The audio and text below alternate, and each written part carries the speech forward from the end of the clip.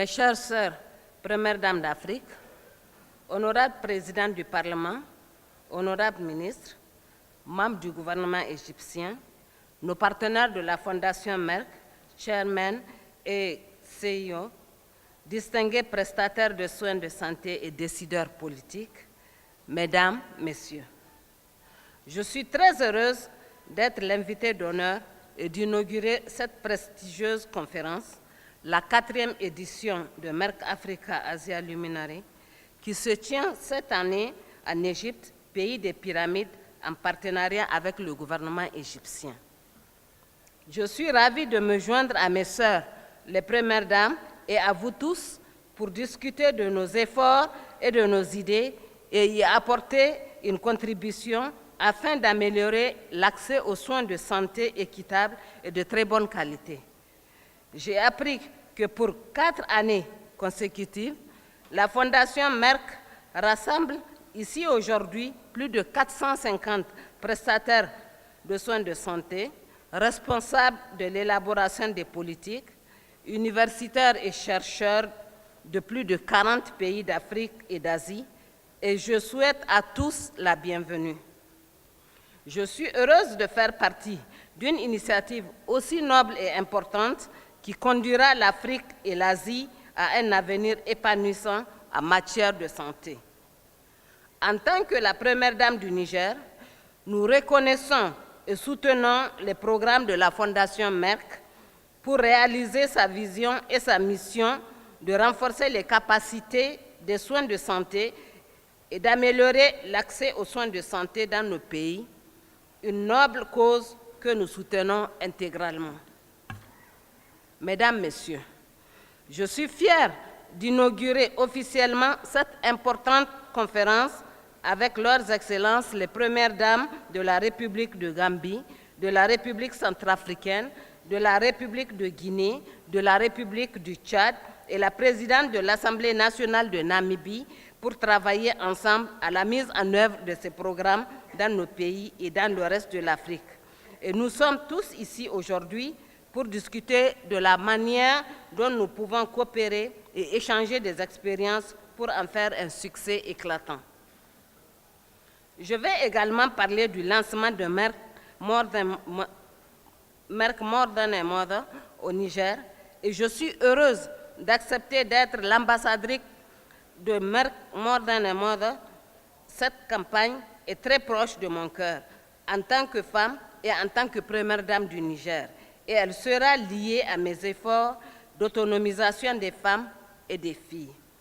Je crois fermement à l'importance d'autonomiser les femmes et les filles, et en particulier les femmes défavorisées, sans enfants, qui sont maltraitées et victimes de discrimination et qui subissent des violences physiques et psychologiques dans de nombreuses cultures parce qu'elles ne sont pas en mesure d'avoir des enfants et de fonder une famille. C'est injuste. Et nous travaillerons en étroite collaboration avec la Fondation Merck pour briser cette stigmatisation entourant l'infertilité. Comme mentionné auparavant, plus de 180 millions de couples souffrent d'infertilité, soit un couple sur 4 dans les pays en voie de développement, ce qui représente un taux de prévalence très élevé. Il y a près de 25% de couples en âge de procréer qui souffrent d'infertilité. En outre, près de 85% de l'infertilité peut être due à des maladies infectieuses non traitées, telles que les maladies sexuellement transmissibles, MST, les mutilations génitales, les avortements à risque, les accouchements non médicalisés. La prévention est donc très importante et c'est l'un des objectifs de la campagne. La clé est d'augmenter la sensibilisation et de renforcer la défense des droits grâce à nos plateformes de haut niveau comme celle d'aujourd'hui, dans le but d'autonomiser ces femmes et ces adolescentes par l'accès à l'éducation pour qu'elles sachent comment prévenir et gérer l'infertilité et qu'elles puissent accéder aux soins de santé et connaître un changement de mentalité.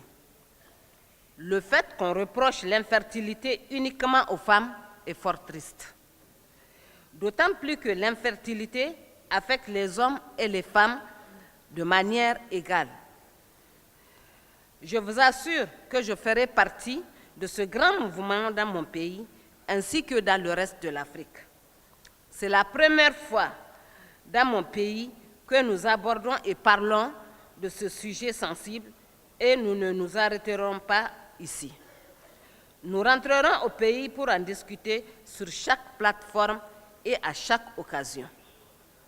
J'ai également été informée du Merck Cancer Access Programme, où la Fondation Merck offre à nos jeunes médecins africains un programme de bourse de recherche en oncologie d'1 an, de 2 ans et de 3 ans en Inde, au Kenya et en Égypte. Nous sommes en train de lancer ce programme avec le professeur Frank Stangenberg, chairman de Merck et de la Fondation Merck, et Dr Rasha Kelej, CEO de la Fondation Merck, en 2018. Notre ministre de la Santé travaillera en étroite collaboration avec la Fondation Merck pour identifier les bons candidats qui seront formés à la fois en fertilité et en oncologie et qui reviendront au Niger avec leurs compétences et leurs connaissances pour améliorer l'accès aux soins de qualité pour traiter le cancer et l'infertilité. Nous l'attendons avec impatience. Nous sommes heureux d'être partenaires de la Fondation Merck et nous reconnaissons ses efforts uniques pour aider au développement économique et social de nos pays.